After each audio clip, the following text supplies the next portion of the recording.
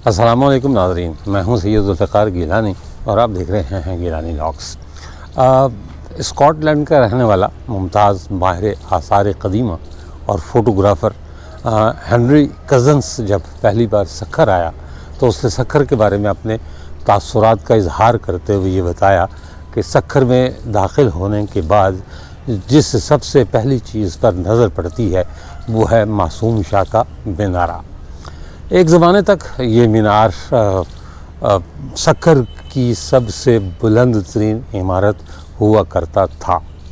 अब तो खैर 4 मंजिला 5 मंजिला हत्ता कि 8 से 10 मंजिला प्लाजे बन गए हैं सक्खर में, लेकिन वो दौर मेरा दौर था और उसके बाद चंद सालों का दौर जब मासूम शाह मीनारे से बुलंद इमारत सक्खर में नहीं होती थी। ये एक ऊंची चट्टान पर तामीर किया गया मासूम शाह का मीनारा। तकरीबन 400 साल इसे बीत गए, लेकिन ये अब भी अपनी तमाम तर मजबूती के साथ खड़ा है। इसकी इनफरादियत का आलम यह है, वैसे तो ये भी मैं बता दूं कि सिंध में ऐसी नाबग़ाए रोज़गार इमारत की कोई कमी नहीं, लेकिन सक्खर के हवाले से और मासूम शाह मीनारे का जो इनका ताल्लुक़ है उसके बारे में लोग ये कहते हैं कि तुमने सक्खर जाकर अगर मासूम शाह का मीनारा नहीं देखा तो इसका मतलब है कुछ भी नहीं देखा। इससे आप अंदाज़ा लगा सकते हैं कि ये मीनार सक्खर की तारीख़ में क्या अहमियत रखता है। इसकी तामीर को मेरा ख्याल 22-23 साल में मुकम्मल हुई, जबकि इसे तामीर करने वाले मीर मासूम शाह भकरी एक ज़माने में सिंध के गवर्नर हुआ करते थे। दौर उनका अकबर और जहांगीर का है, यानी मुग़ल बादशाहों जलालुद्दीन मोहम्मद अकबर और नूरुद्दीन मोहम्मद जहांगीर का दौर उन्होंने पाया। अकबर के वो बहुत करीबी साथी रहे, लेकिन जहांगीर जब बरसरे इक़्तिदार आया तो उनका दिल नहीं लगा, उनका दिल नहीं मिला। हालांकि जहांगीर ने उन्हें ये पेशकश की कि आप दरबार में रहें, लेकिन वो वहाँ से वापस आ गए और जलालुद्दीन मोहम्मद अकबर की वफ़ात के 2 महीने बाद वो भी इस जहान पानी से कूच कर गए। ये जो मीनार मेरे पीछे आपको नज़र आ रहा है, इसकी तामीर उन्होंने अपनी ज़िंदगी में शुरू करवाई थी, लेकिन ये आधा भी मुकम्मल नहीं हुआ था कि उनका इंतकाल हो गया और फिर बाकी सब कुछ जो है वो उनके साहबजादे ने तामीर करवाया। मैं जिस अहाते में खड़ा हूँ, ये अहाता ये सामने मीनार है, इसके साथ जो है वो एक बारादरी टाइप की चीज़ बनी हुई है, या आरामगाह कह सकते हैं आप इसे, या जो है वो मज़ार कह सकते हैं, और ये कब्रिस्तान है। ये सारे का सारा भकरी ख़ानदान यानी मीर मासूम शाह भकरी के ख़ानदान का कब्रिस्तान है और यहाँ उनकी आल औलाद सारी की सारी दफन है। मीर मासूम शाह की कब्र भी यहीं है। ये बड़ी हमजहत शख्सियत थे मीर मासूम शाह भकरी।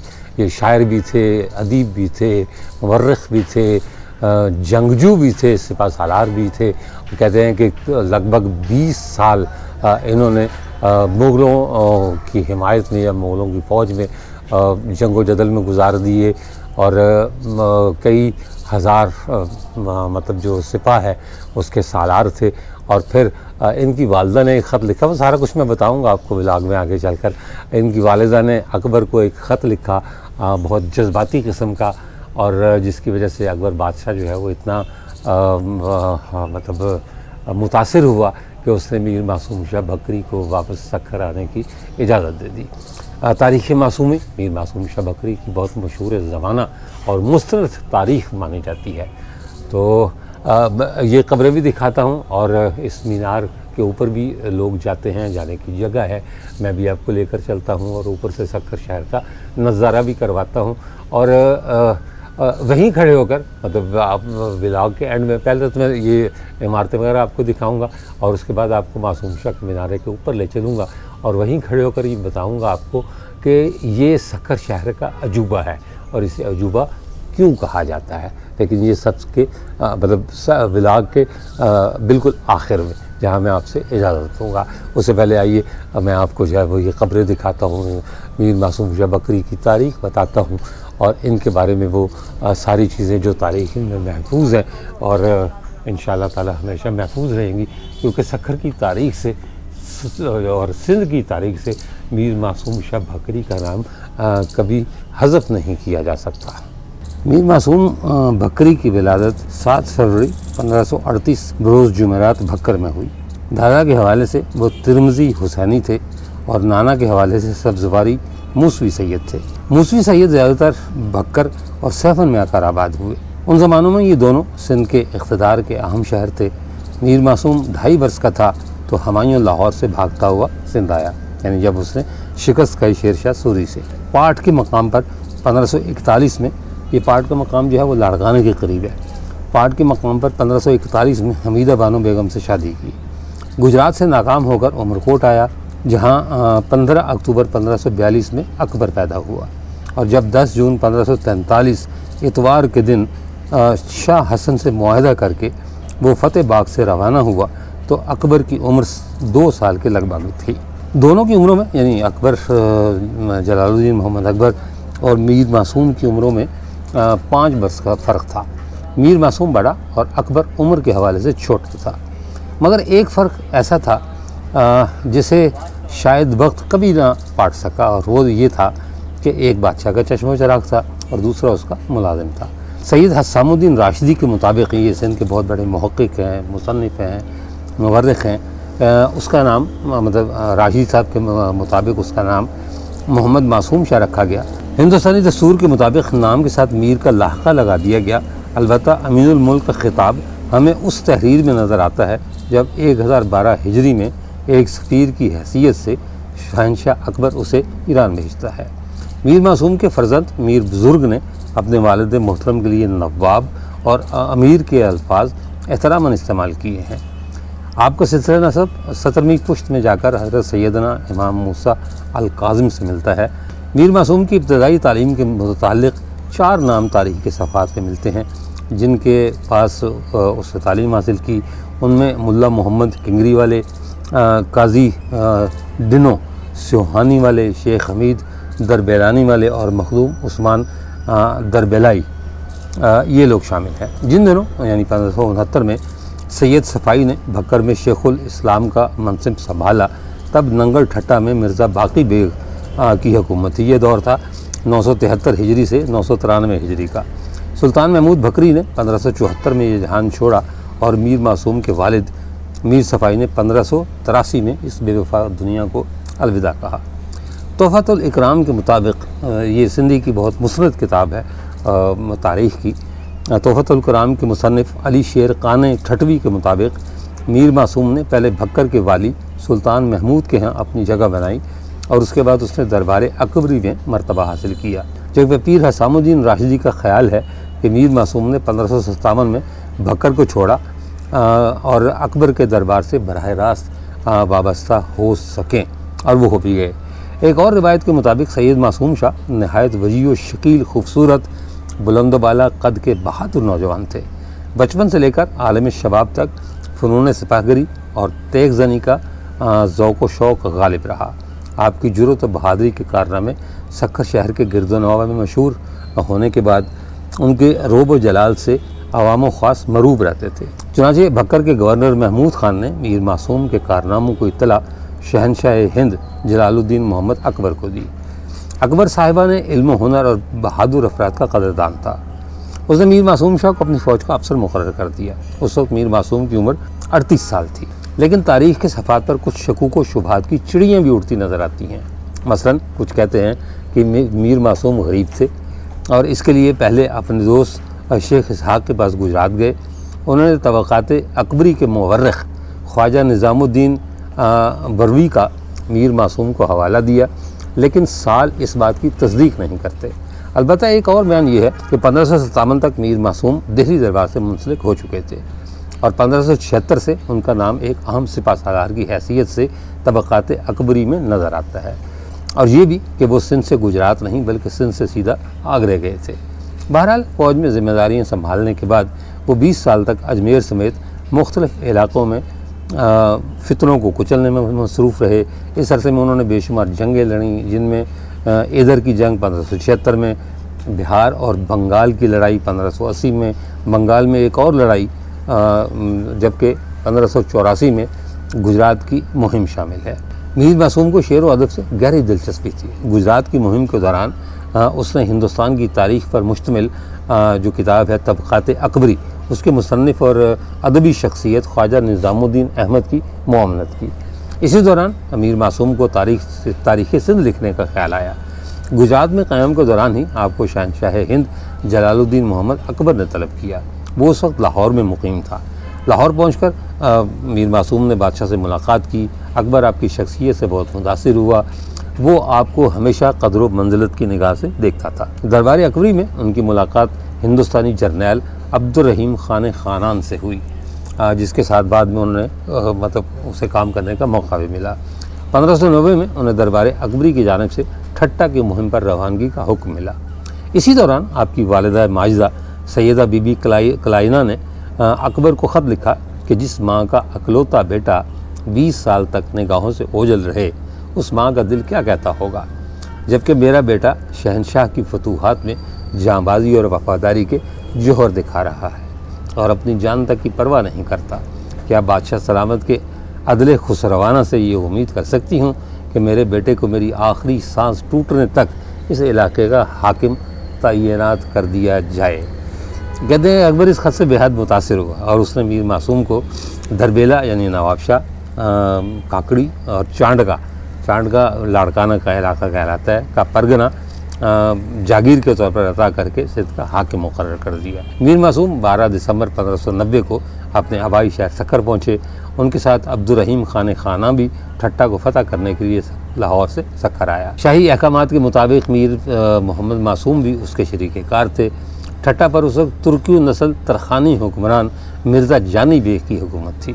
तरखानों और खाने खानान के दरमियान ज़बरदस्त जंग हुई और जंग का दायरा सेवन, उमरकोट, नसरपुर, बदीन और ठट्टा तक फैल गया।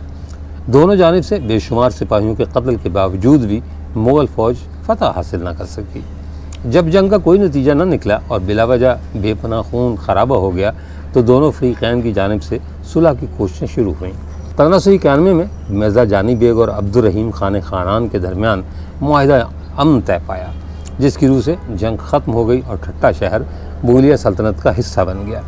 जंग के ख़ात्मे के बाद मीर मोहम्मद मासूम फ़ौजी ज़िम्मेदारियों से फरागत पाकर तातीलात में भक्कर आए और वहाँ पहुँचकर सिंध की गवर्नरी संभाली। वो 3 साल यानी 1591 तक भक्कर में मुक़ीम रहे। भक्कर में क़याम के दौरान उन्होंने अपने ख़ानदानी कब्रिस्तान की तज़ीन व आराइश की। वालिद और भाई की कब्र पर खूबसूरत कतबे लगाए और मुख्तलिफ़ इमारतों और तामीरात की बुनियाद रखी। सिंध के हुक्मरान की हैसियत से उन्होंने रिफ़ाए आमा के बेशुमार काम किए। मुसाफिरों के लिए सराय, दस्तगाहें, मसाजिद और ईदगाहें बनवाईं। गुरबा और मसाकीन, बेवाओं और यतीमों की हर मुमकिन अयानत करते रहे। अभी उन्हें सिंध का निज़ाम हुकूमत संभाले 3 साल ही गुजरे थे कि 1595 में सिब्बी में अफ़गान सिपाह ने बगावत कर दी। उन्हें बादशाह के हुक्म पर मीर अबू अल कासिम नमकीन के साथ सिब्बी में बागियों से निमटने के लिए फ़ौजी मुहिम पर रवाना किया गया। ये वही अबू अल कासिम नमकीन है जिन की जो ख़ानदानी जो कब्रिस्तान है उसे सतियों जो आस्थान कह के उसके साथ बिला वजह की दर्जनों बेसरोपा कहानियाँ मंसूब कर दी गई हुई हैं कि जी वहाँ कुछ 7 लड़कियाँ थीं, उन्होंने अल्लाह से दुआ मांगी, हमारी हिफाजत कर, इज़्ज़त की और वो ज़मीन में समा गई। ये वो अबू अल कासिम नमकीन है। वो जगह, वो इलाका, वो हिस्सा वो इन्हीं का आबाद किया हुआ और इनका ख़ानदानी कब्रिस्तान है। बहरहाल ज़िक्र हो रहा था सिब्बी की जो है वो सिब्बी के बागियों का, तो ये दोनों वहाँ गए और उसके फ़तह करने के बाद मुग़ल हुक्मरानों को कंधार और मकरान तक रसद की आसानी हो गई। मीर मासूम सिब्बी की मुहिम से फारिग हुए ही थे कि उन्हें शाही फरमान के मुताबिक 250 का मनसब देकर वहाँ से कंधार रवाना होने का हुक्म मिला। कुछ ही रोज़ बाद उन्हें मज़ीद तरक्की दी गई और उनका ओहदा 1000 तक जा पहुँचा। मीर मासूम भक्कर वापस आने के बजाय कंधार चले गए। वहाँ उन्होंने 4 साल तक फौजी जिम्मेदारियाँ निभाईं। 1599 में उन्हें कंधार से वापसी का हुक्म मिला और वो सिब्बी और शाल से होते हुए भक्कर पहुँचे। वहाँ कुछ रोज़ क़याम के बाद जैसलमेर के रास्ते आगरा आ गए, जहाँ बुरहानपुर के लिए जंगी तैयारियाँ अरूज पर थीं। अकबर बज़ाते खुद इस मुहिम की क़यादत कर रहा था। ये मुहिम 2 साल जारी रही। बिलाखिर शाही फ़ौज ने खानदेश पर कब्ज़ा कर दिया। जंग में फ़तह के बाद मीर मासूम आगरा लौट आए। उस ज़माने में मुग़ल सल्तनत को ईरान में सिफारतकारी की ज़रूरत महसूस हुई, जिसके लिए मीर मासूम का इंतखाब किया गया। अकबर ने उन्हें अमीरुल मुल्क के खिताब से सरफराज किया और आला मनसब अता किया। 1600 ईस्वी में मीर मासूम शाह ईरान रवानगी से पहले आगरा से भगकर पहुँचे। ज़रूरी साजो सामान और तैयारी के बाद ईरान के लिए रवाना हुए। आपने ईरान में सफारतकारी के फ़राइज़ इंतहाई तंदही से अंजाम दिए और उनके बादशाह अब्बास सफ़वी से मुलाकात और तरफ़ैन में खतूत व तहाइफ का तबादला हुआ। सफारती जिम्मेदारियों से सुखदोश होने के बाद वो वतन वापस आ गए। आपसे मुलाकात करने वाले दो दानिशवरों तकी काशी ने खुलासतुल अशार और तकी ओहदी ने इरफातुल आशिकीन में आपसे मुलाकात का अहवाल दर्ज करते हुए आपकी तारीफ़ व तौसीफ़ की है। ईरानी दानिशवरों के अलावा आपके मुआसिर दो हिंदुस्तानी अदबी शख्सियात ख्वाजा निज़ामुद्दीन अहमद ने तबक़ात अकबरी और मुल्ला अब्दुल कादिर बदायूनी ने मुंतखबुल तवारीख़ में आपका ज़िक्र शाहजहां शान तरीक़े से किया है। ईरान से वापसी पर वो भक्कर से होते हुए आगरा पहुँचे। उस वक्त तक अकबर बादशाह अपनी औलाद के दिए हुए ज़ख्मों की वजह से अंदर से टूट फूट चुका था। उसने अपने साथी अबुल फजल के कत्ल का बहुत सदमा लिया, जिसे 22 अगस्त 1602 में शहजादा सलीम यानी होने वाले बादशाह जहांगीर के इशारे पर नरसिंह राव बंदेला ने कत्ल कर दिया था। अकबर इन्हीं दुख और सदमात की वजह से अपनी जो हुकूमत है उसका 50वां साल मुकम्मल नहीं कर सका और 17 अक्टूबर 1605 में इस जहान फ़ानी से कूच कर गया। उसकी जगह शहनशाह नूरुद्दीन मोहम्मद जहांगीर ने बादशाहत संभाली। उसकी ताजपोशी के वक्त मीर मासूम भी दरबार में मौजूद थे। उन्हें शहनशाह अकबर से दिली वाबस्तगी थी, जिसकी वजह से उन्हें उसकी मौत का गहरा सदमा था। उसके बाद मीर मासूम चंद माह आगरे में रहे। उन दिनों की जो कैफियत है उससे महसूस होता है कि ये अरसा उन्होंने बड़ी तकलीफ़ और दुख में गुजारे होंगे। जनवरी 1606 में उन्होंने आगरे को हमेशा के लिए अलविदा कहा और जयपुर के रास्ते अपनी जागीर से होते हुए भगकर पहुँचे। घर पहुँचने के कुछ दिन बाद वो बीमार पड़ गए और 2 माह तक नक़ाहत और बीमारी के सबब बिस्तर पर रहे। उन्होंने 14 अप्रैल 1606 ईस्वी में जुमा के रोज़ इस दुनिया से आंखें मूंद लीं। उनका सबसे बड़ा अदबी कारनामा सिंध की तारीख़ बनाम तारीख़ मासूमी है, जिसे उन्होंने फ़ारसी ज़बान में तहरीर किया। इसे काजी मोहम्मद इस्माइल बिन अली की तालीफ़ चचनामा के बाद सिंध की तारीख़ का सबसे अहम माख़ज़ तस्लीम किया जाता है। इस किताब को उन्होंने 1009 हिजरी यानी 1600 ईस्वी में तस्नीफ़ किया था। मीर मासूम शाह का मीनार, जहाँ मैं इस वक्त बैठा हूँ, शहर के वस्त में जहाँ कायम किया गया है, वो एक पहाड़ी इलाका था जो शहर में सबसे बुलंद वाला मकाम था। इस पहाड़ी वाले ऊँचे मकाम पर सैयद निज़ामुद्दीन शाह उर्फ मीर मासूम शाह ने इस तारीख़ी मीनार को तामीर करने का फ़ैसला किया और 1003 हिजरी यानी 1594 ईस्वी में मीर साहब ने मीनार की तामीर का काम शुरू कराया। मीनार का काम आधा भी नहीं हुआ था कि मीर मासूम शाह इंतकाल कर गए, जिसके बाद उनके बेटे ने वालिद के ही बनाए गए मंसूबे के मुताबिक ये मीनार 1027 हिजरी यानी 1617 में मुकम्मल कराया। तो आप यूँ कह सकते हैं कि इस मीनार को मुकम्मल होने में तकरीबन 23 से 24 साल लगे। साथ मुशायरे के लिए एक बारादरी वाला फैज़ महल भी बनवाया, जिस पर मीर मासूम शाह के अशार और रुबाइयाँ लिखवाई गईं। मीनार में पक्की ईंटें और चूने का काम हुआ है। ईंटें मुकम्मल तौर पर मजबूत हैं। आम रिवायत है कि मीर मासूम शाह मीनार के लिए ईंटें रोहड़ी के करीब अरोड़ की कदीम इमारतों में से तोड़कर लाई गई थीं, लेकिन कुछ लोगों का ख्याल है कि ये ईंटें शिकारपुर से यानी शिकारपुर के भट्टों से इसी तर्ज की बनवा कर लाई गई थीं। आर्कियोलॉजिकल सर्वे के दौरान मीनार की पैमाइश की गई, जिसके मुताबिक मज़कूरा मीनार एक अजूबा है। मीर मासूम शाह के जो ख़ानदानी कब्रिस्तान है, इसके 2 हिस्से हैं। 2 हिस्सों से मुराद ये कि एक बुलंदी पर है और एक नीचे है। मैं इस वक्त नीचे वाले हिस्से में मौजूद हूँ। ये उनके ख़ानदान की कब्रें बनी हुई हैं। इनमें ख़वातीन भी हैं, मर्द हज़रात भी हैं और ये भी उनके ख़ानदान की कब्रें हैं जो इसी इहाते में मौजूद हैं। जगह भी खाली छोड़ी गई है ताकि किसी और का जब इंतकाल हो तो उसे यहाँ दफन किया जा सके। ये कुछ खबरें हैं। अपना ये अलग से एक अहाता बनाया हुआ है, जंगला है लगा हुआ और उसके अंदर ये 3 कब्रें मौजूद हैं। शहीद सैयद एजाज़ अली शाह मासूमी, ये उनकी ये फ़र्जंद थे सरदार सैयद मुज़फ़्फ़र अली शाह मासूमी के। और तारीख़ शहादत जो लिखी हुई है 15 मार्च 1999 बरोज़ उमर यानी पीर वाले दिन, इन्ना लिल्लाहि व इन्ना इलैहि राजिऊन। अब ये मुझे नहीं पता कि ये जो शहीद हैं, अच्छा साबिक DSP Sindh police, okay, Sindh police में ये काम करते थे और मेरा ख्याल है कि शायद किसी दुश्मन की गोली का निशाना बने, जिसकी वजह से इन्हें शहीद कहा गया। ये कुछ और कब्रें हैं जो इनके ख़ानदान की हैं। ये भी जनाब दो बहुत खूबसूरत कब्रें बनी हुई हैं। एक ये मेरा ख्याल ख़वातीन की कब्रें हैं दोनों। एक पर लिखा हुआ है जी नहीं, एक जो है वो ये मियाँ बीवी की कब्रें हैं। सैयदा बीबी शहजाद बेगम रिजवी ज़ौजा नवाबज़दा मीर सैयद इस्माइल शाह मासूमी, औलाद रिजवी बुज़ुर्गान दीन सैयद सदुद्दीन शाह रिजवी सक्कर और रोड़ी के दरमियान में वाक़ हैं। और ये जनाब अगली कब्र जो है वो इनके शोहर की है, नवाबज़दा सैयद मीर इस्माइल शाह मासूमी सादत पना जन्नत मकां। तो ये दोनों कब्रें जो है वो अलग से मियाँ बीवी की कब्रें हैं, यानी मरने के बाद भी दोनों एक साथ हैं और हमारी दुआ है कि ये जन्नत में भी एक साथ हों। ये भी मासूमी ख़ानदान की कब्रें हैं और ये एक जो है वो अलग से कब्र है, इस पर भी कतबा लगा हुआ है। और ये है सैयद मीर मुनव्वर अली शाह उर्फ़ अब्बास अली शाह। ये सैयद ग़ुलाम शाह मासूमी के जो है साहबजादे थे। और ये मतवली नवाब निज़ामुद्दीन अमीरुल उमरा सैयद मीर मासूम शाह बकरी, यानी इस जो है वो जो अपना कब्रिस्तान है या आप इसे गद्दी कह सकते हैं, उसके जो मतवली हैं ये उनके जानशीनों के उसकी जो है वो कब्र है। और इनका इंतकाल 1900 मेरा ख्याल है 62 में जो है वो 21 अक्टूबर 1962 ही लिखा हुआ मुझे नज़र आ रहा है। तो ये उस वक्त उनका इंतकाल हुआ। आइए ऊपर चलते हैं दोबारा और आपको जो है वो दूसरी चीज़ों के साथ साथ मीर मासूम शाह बकरी की कब्र भी दिखाते हैं। अब इस तरह से चलेंगे, छोटी सी सीढ़ियाँ बनी हुई हैं, मेरा ख्याल है कि ऊपर जाने का रास्ता ज़रूर होगा। अगर सीढ़ियाँ बनाई गई हैं तो रास्ता भी होगा।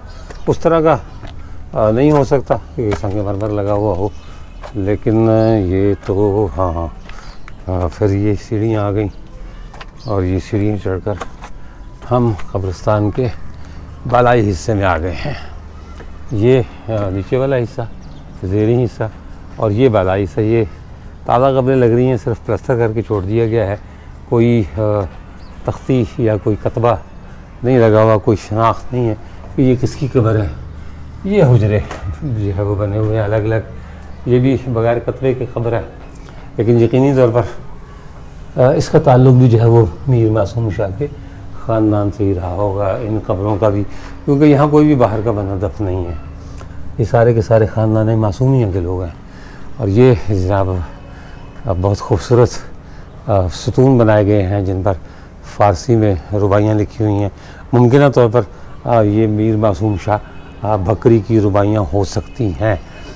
कुछ पर जो है वो कुरानी आयत तो खैर मुझे नज़र नहीं आई, लेकिन ये कि बहरहाल ये रुबाइयाँ ज़रूर हैं। ये तकरीबन हर सतून पर लिखी हुई हैं। फिर ये कब्रें आ जाती हैं, इन कब्रों के सर पर जो है वो बाकायदा ताज और कुलाहें बनाई गई हैं। इसका मतलब है कि इनका मकाम कोई बुलंद था, इस वजह से ये किया गया है। यहाँ इस तरफ भी जो कब्रें हैं ये भी इन पर कतबे नहीं लगे हुए, इसलिए मैं आपको बता नहीं सकता कि ये कब्रें किन लोगों की हैं। ये वही कब्रें हैं जो मैं आपको दूसरी सम से दिखा रहा था। ये मीर मासूम शाह बकरी की आखिरी आरामगाह है। दरमियान में ये एक तख्ती भी लगी हुई है और जिस पर जो है वो फ़ारसी के कुछ कलामात दर्ज हैं। ये मीर मासूम शाह बकरी की कब्र है। मीनार मासूम शाह के खालिक, तारीख़ मासूमी के मुसन्निफ़ और सिंध के साबिक़ गवर्नर, बड़ी नाबगाए रोज़गार हस्ती, अपने वक्त की बड़ी मुस्तनद जो है वो इन्होंने किताब लिखी। चचनामा के बाद उसी किताब को सबसे बेहतरीन किताब का दर्जा दिया जाता है और ये इनके साहबजादे की कब्र है। मुझे जो है वो यहाँ के जो मतवली हज़रात हैं या ख़ादमीन हज़रात हैं उन्होंने बताया कि जी ये उनके साहबजादे की कब्र है, मीर मासूम शाह बकरी के साहबजादे, जिन्होंने इस मीनार को मुकम्मल करवाया। तकरीबन 23-24 साल इस मीनार को लगे मुकम्मल होने में। ये जो है वो कब्र के दाएं बाएं पुराने आयात जो है वो लिखी हुई हैं।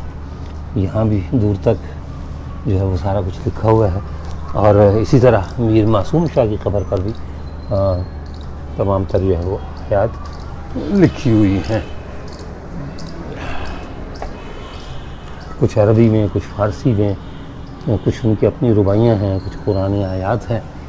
ये जो है वो अलग से एक बारादरी क्या मतलब एक अलग से हुजरा बनाया गया था और इसकी छत को भी कमाल अंदाज में सजाया गया है। ये इसकी छत है और इस पर भी जो है वो रुबाइयाँ लिखी हुई हैं मीर मासूम शाह बकरी की। और ख़त नसालीक में इसको कंदाकारी कह सकते हैं आप, या जो है वो खुदाई कह सकते हैं। लेकिन ये कि बहरहाल ये काम ऐसा है जिसे देखकर दाद देने पर बंदा मजबूर हो जाता है। इधर भी बहुत कुछ लिखा हुआ है दीवारों पर, लेकिन ये जो गुंबद है ये देखने से ताल्लुक़ रखता है। मटियाला रंग है, ऐसा नहीं कि कोई इस पर जो है वो कोई रंगदार नक्शो निगार बनाए गए हों, लेकिन जिस अंदाज में इसे सजाया गया है वो अंदाज़ निराला अंदाज़ है। इसी तरह इनके साहबजादे के मज़ार पर भी एक छोटा सा गुंबद बना हुआ है। ये उनके साहबजादे की कब्र है और लेकिन इस पर कोई चीज़ नहीं है, कोई रुबाई नहीं लिखी हुई, कोई बात नहीं, मतलब कोई शेर नहीं लिखा हुआ। लेकिन बहरहाल ये काबिल दादो तहसीन चीज़ें हैं जो उन्होंने बनाई हैं। इस तरह की कब्रें बनाई गई हैं। ये हुजरा है और ये एक मंज़र है अमूमी मीनार मासूम शाह का, मतलब उनके कब्रिस्तान का। ये वो बारादरी है जिसे आम तौर पर मीनार के साथ तस्वीर में आपने देखा होगा और इसे दिखाया भी जाता है, क्योंकि बाद लोग ये समझते हैं कि ये मीनार के साथ ही कोई इमारत है। हालांकि ये बारादरी जो है वो बाद में तामीर हुई, लेकिन अब मीनार की तस्वीर के साथ ये लाज़िम मलज़ूम समझी जाती है। जब भी आप कहीं मीनार मासूम शाह की तस्वीर देखें तो आपको उसके साथ ये बारादरी जो है वो लाजमी नज़र आएगी। ये बारादरी उनके साहबजादे ने बनवाई थी, मीर मासूम शाह बकरी के साहबजादे ने। और ये कहते हैं कि ये मुशायरे के लिए बनवाई गई थी। ये जहाँ जगह जो मैं खड़ा हूँ ये मतलब खाली जगह है और यहाँ भी लोग बैठा करते थे और इस बारादरी में लोग मतलब जो शोरा हजरात थे वो बैठते थे और अपना कलाम पेश किया करते थे। इसमें जो है वो एक ज़माने में रुबाइयाँ वगैरह भी लिखी हुई थी, लेकिन मेरा ख्याल है कि वो शायद नहीं, ये ऊपर लिखी हुई हैं, दूर है। मतलब वो गुंबद इसके नीचे जो है वो एक खिड़कियों के साथ इसकी एक तह बनाई गई है और उसके नीचे मीर मासूम शाह बकरी की रुबाइयाँ आज भी लिखी हुई हैं, क्योंकि मीर मासूम शाह अपने वक्त के अपने नहायती पाए के शायर थे। ये बड़े बड़े ताक, मतलब इसका जो डिज़ाइन है, अंदाज़ है, वो बहुत ही मुनफिर टाइप का है। इसके ऊपर जाने की सीढ़ियाँ थी, लेकिन हमने जो है वो उसे ये रख कर इसे बंद कर दिया था कि कोई ऊपर ना जा सके। तो अब मैं आपको ऊपर तो ले जा नहीं सकता, सिर्फ यहीं से जो है वो इसका नज़ारा करवा सकता हूँ कि ये मीर मासूम शाह की बारादरी कहलाती थी, जिसे उनके साहबजादे ने तामीर करवाया था। इस तरफ अगर देखें तो ये एक मैदान आपको नज़र आ रहा होगा। ये सामने जो है वो इस तरफ मगरिब है। ये 3 महराबें, 2 छोटी और 1 बड़ी, ये ईदगाह थी। यानी मीर मासूम शाह ने अपने इस जो कॉम्प्लेक्स है इसमें हर चीज़ का खातिर का ख्याल रखा था। इसकी सीढ़ियाँ नीचे उतरती हैं, मेरा ख्याल है कि यहाँ से इसका दरवाज़ा भी है। एक दरवाज़ा इसका बाहर की समझ खुलता है और एक दरवाज़ा इसका इस तरफ खुलता है। मतलब यहाँ से आप जो है वो इस ईदगाह को तक रसाई हासिल की जा सकती है। मैं उतर के आया हूँ नीचे यहाँ पर। ये ईदगाह का मंज़र है नीचे से। ये सामने जो है वो जो कुछ मैंने आपको दिखाया, और ये वही मीनार और उसके साथ बनी हुई बारादरी, जिनका अलग अलग तस्वुर अब महाल है। मतलब ये जब मीनार की तस्वीर जो है वो आपको कहीं भी नज़र आएगी तो उसके साथ ये बारादरी आपको लाजमी दिखाई देगी। ये अपने वक्त का एक अजूबा जो आज तक अजूबा चला रहा है। ये मीनार के ऊपर जाने वाली सीढ़ियाँ हैं, लेकिन ये उन सीढ़ियों में शामिल नहीं जो मीनार के अंदर बनी हुई हैं। ये उस चबूतरे पर जाने के लिए हैं जिस चबूतरे पर मीनार की बुनियाद रखी गई है। दरम्यान में मैं सिर्फ आपको कोई एक आध नज़ारा करवा दूँगा, क्योंकि सीढ़ियाँ चढ़ते हुए मेरी सांस फूलती है और मैं शायद आपसे बात ना कर सकूं। हाँ, ये मीनार का अंदरूनी दरवाज़ा, छोटा दरवाज़ा, इसके ऊपर जो है वो एक तख्ती लगी हुई है जिस पे जो है वो मीर मासूम शाह का नाम भी है और सारी तफसील भी लिखी हुई है। ये छोटा सा दरवाज़ा, इससे हम अंदर चलेंगे। और ये भी बता दूं कि सीढ़ियाँ जैसे जैसे ऊपर चढ़ती हैं वैसे वैसे तंग होती जाती हैं और अंधेरा भी होता जाता है। ये एक और छोटी सी महराब है, यहाँ से अब मीनार की सीढ़ी शुरू होंगी। तो मैं चल रहा हूँ ऊपर, इंशाल्लाह ताला दरम्यान में आपको कहीं ना कहीं यहाँ की रोशनी हुई मैं बताऊँगा, लेकिन बोलूँगा नहीं क्योंकि नहीं बोला जाएगा। बिस्मिल्लाहिर्रहमानिर्रहीम।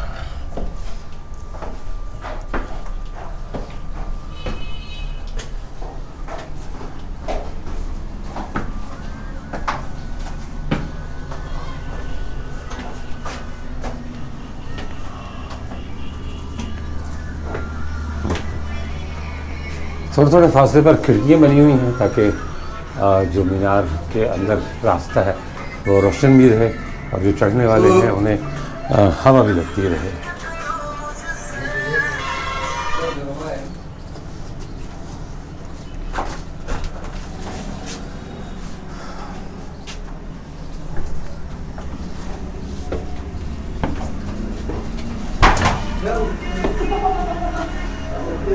हर कुछ सीढ़ियों के बाद इस तरह की एक खिड़की जो है वो आपको नज़र आएगी।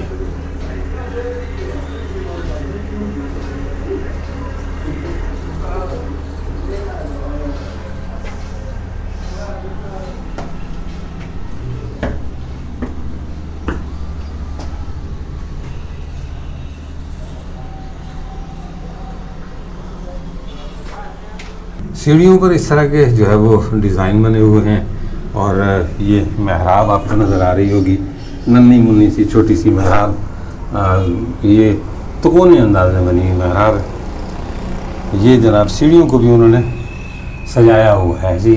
सादा सीढ़ियाँ नहीं बना दी कि जी सादा सीढ़ी बना दी कि जी आप चढ़ जाएँ ऊपर, ऐसा नहीं किया उन्होंने। मेरा ख्याल है अभी दरमियान तो नहीं आया, लेकिन ये जो दरमियान में एक उन्होंने एक छोटा सा झरोका बनाया हुआ है, ये जो आप अपनी स्क्रीन पर देख रहे हैं, ये बहुत छोटा सा दरवाज़ा है और इसमें से झुक कर आपको जो है वो बालकनी सी बनी हुई है। इसमें आगे लोहे के राड लगे हुए हैं हिफाजतों से जगह से। ये दरमियान वाला राड टूट गया है तो महकमा औक़ाफ़ के पास है, ये उन्हें ये तौफ़ीक नहीं हुई कि उसको लगा सके। उसकी जगह उन्होंने ये बाँसों का खासी बंदोबस्त कर दिया हुआ है। रोना आता है इस चीज़ों को देखकर। ये इस राड की बुनियाद है, राड टूट गई, उसकी जगह उन्होंने बाँस लगाकर रास्ता बंद कर दिया कि कोई बंदा यहाँ से नीचे कूद ना जाए। यहाँ से सक्खर शहर का नज़ारा तकरीबन दरमियान से ऊपर पहुँच भी आपको मैं कराता हूँ नज़ारा। लेकिन ये कि ये दरमियान से नज़ारा, लोगों के घर, छतें, सहन, बरामदे, सारा कुछ नज़र आ रहा है। तो मतलब अगर आप ड्रोन ना भी उड़ाएं यहाँ पर चक्कर आकर तो मीर मासूम शाह के मीनारे पर चढ़कर आप पूरे शहर का नज़ारा ले सकते हैं। अपने ज़माने का खूबसूरत पत्थर अब इसकी चमक मान नहीं पड़ी, यानी इस बात से आप अंदाज़ा लगा सकते हैं कि ये कितना जो है वो चमकीला पत्थर होगा जो आज तक चमक रहा है। इसलिए कहा 1 मिनट रुक जाए बस। ये सीढ़ियाँ हैं, सीढ़ियों से जब चढ़कर आप आते हैं तो फिर ये गोलाई शुरू हो जाती है जो दोबारा वहीं उसी मकाम पर जा मिलती है जहाँ से सीढ़ियाँ शुरू होती हैं। एक आदमी के खड़े होने की जगह है क्योंकि ज़ाहिर है ऊपर से मीनार जो है वो तंग हो जाता है।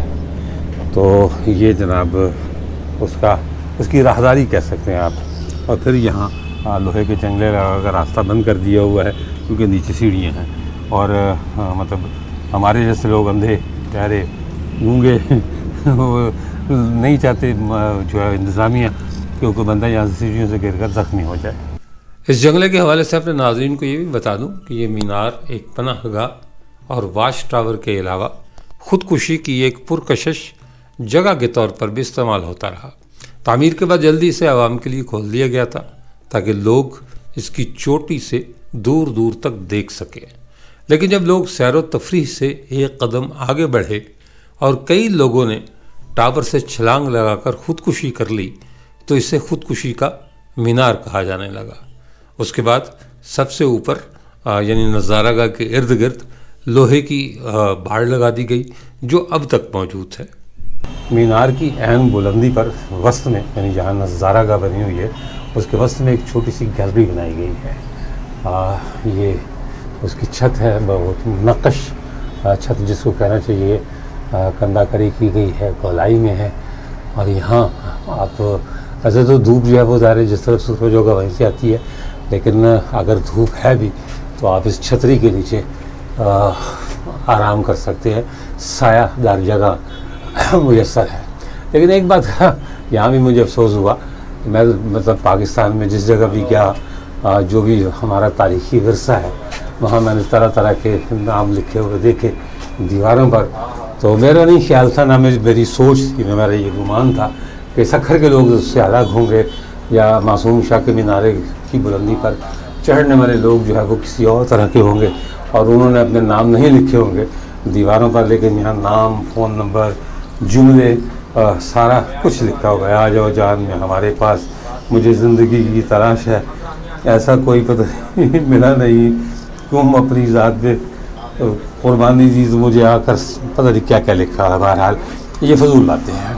मैंने आपसे वादा किया था कि जब मैं जो है वो मीनार की बुलंदी पर पहुंचूंगा तो मैं आपको वो बात भी बताऊंगा जिसकी वजह से इसे एक अजूबा कहा जाता है।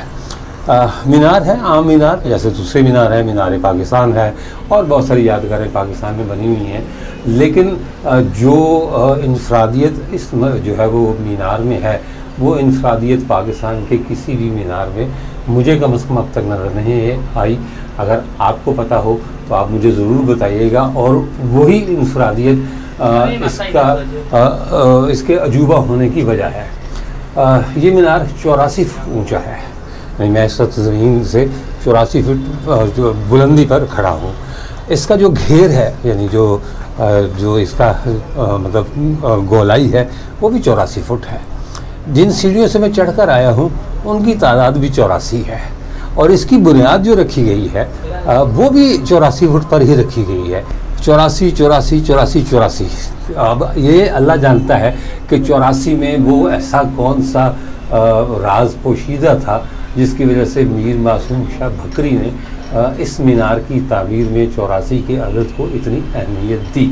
लेकिन हम नहीं जानते, लेकिन मुझे यकीन है कि इसके पीछे कोई ना कोई राज ज़रूर होगा। अफसोस इस बात का हुआ, मतलब ये तो ज़ाहिर है इसकी इंफरादियत है और मेरा वादा भी था कि मैं आपको ऊपर चलकर बताऊंगा कि इसकी इंफरादियत क्या है। तो लेकिन अफसोस इस बात का हुआ कि हमने दूसरी यादगारों की तरह इस यादगार को भी संभाल कर नहीं रखा। जो चीज़ ख़राब हो गई ख़राब हो गई, जो चीज़ टूट गई टूट गई। मैंने आपको रास्ते में आते हुए इसके कुछ पिलर वो भी दिखाए, कुछ सलाखें जो लगी हुई थी वो भी दिखाई और बताया कि जो टूट गई तो उसकी जगह उन्होंने बांस के टुकड़े लगा दिए बजाय सलाखें लगाने के या उसकी मरम्मत करने के। ये जो है वो थोड़ा सा मुझे अफसोस हुआ इस बात पर। तो ऐसा नहीं करना चाहिए। कौमी यादगारें हैं, हमारी विरसा है, 400 साल से ये इसी तरह बुलंदो बाला खड़ा है, इसी तरह मजबूती से खड़ा है। हमें इनकी हिफाजत करनी चाहिए। याद रखें ये इमारतें, ये अजूबे हमारी शनाख्त है। अगर ये मिट जाएंगी तो हमारी शनाख्त भी ख़त्म हो जाएगी। मुझे उम्मीद है मेरे सुनने वाले, मेरे देखने वाले, मेरे व्यूअर्स, मेरे जानने वाले इस बात की अहमियत को समझेंगे और कम से कम अपने तौर पर जो है वो ये अमल ज़रूर करेंगे। वो कहते हैं कि अगर इंसान इस्लाह करने का अमल शुरू करे, मतलब दुनिया की, मुआशरे की, अपने ख़ानदान की, अपने दोस्तों की, तो वो इस्लाह उसे अपनी ज़ात से शुरू करनी चाहिए। तो मैं सबसे तवक्को रखता हूँ, उम्मीद करता हूँ कि जब वो किसी तारीख़ी जगह पर जाएं तो कम से कम ये जो कुछ मैंने आपको दिखाया है इसकी हौसला शिकनी करें और मासूम शाह मीनारा जैसे अजूबों की हिफाजत अपना कौमी फ़र्ज़ समझें, ज़ाती जो है वो चीज़ समझें, क्योंकि इंसान की ये खसलत है कि वो दूसरे की चीज़ को नुकसान पहुंचाता है लेकिन अपनी ज़ाती चीज़ को नुकसान नहीं पहुंचाता। और इसी उम्मीद के साथ, इसी तवक्को के साथ, इसी यकीन के साथ मुझे इजाज़त दीजिए। इंशाअल्लाह ताला अगले व्लॉग में दोबारा मुलाकात होगी। तब तक के लिए अल्लाह हाफ़िज़।